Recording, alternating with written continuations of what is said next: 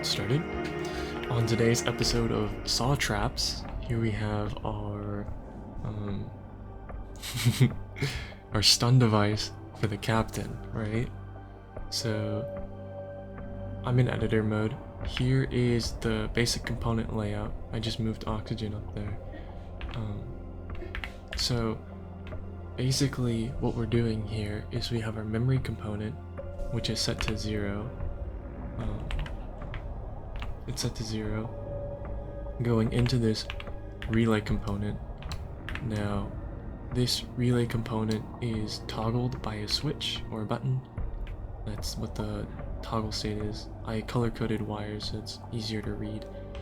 And then this goes from the memory component goes into signal 1 out into hatch set state.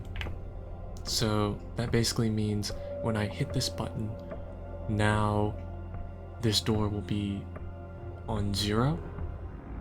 And then, so hopefully when they get stuck, they will unplug just these two and not this one. Because who would unplug the signal check component, right?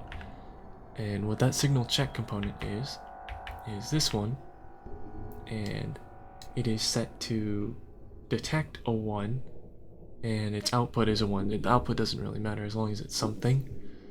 And so basically that means whenever it's opened, it activates because the open state for the hatch is 1. And then we have a delay component as well, and this is set to 0.6, and this is just spam protection. So whenever you open the door, it's set to 1 for a brief moment, but then it goes to 0 again, and that's like the locking mechanism. But this is just to like prevent them. Even if they spam enough, it will activate, but it's just like enough buffer so that they can tell that they're locked. And I think they've been locked enough that they give up after like 2 or 3 failed attempts. But if they do spam it, this device will activate preemptively. And so basically this goes with the delay component into the AND component, so when both of these are satisfied, they will go into this. And then the AND goes into the second signal of the relay component, and that's so that whenever this contraption is off, this will not activate. And then we go from this one, so this signal is going to the detonator, which is right here. For demonstration purposes, it's just up here so I can refill it more easily, but I think the most optimal place is probably like right about here in the sub, like in between the 2 rooms. And we can test it out. I can show you.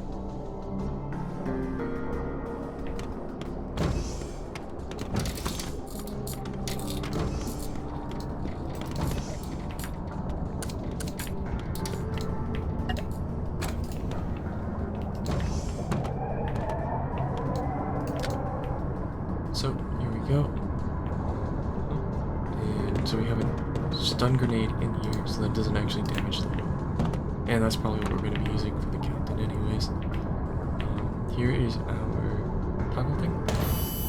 Oh, okay, I do have to mention, the hatch has to be closed first before you toggle the switch. If it's open before you activate it, then this will happen, and takes a little bit to get back up.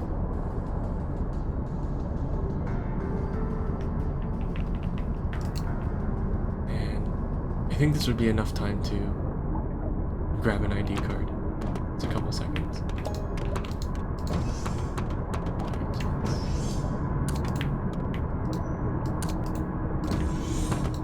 Closed hatch. On, see? Oh. Maybe I should up the delay. So maybe I'll up the delay a little bit to 1 second, or I don't want to make it 1 second because 1 second is like a really long thing. So how about that?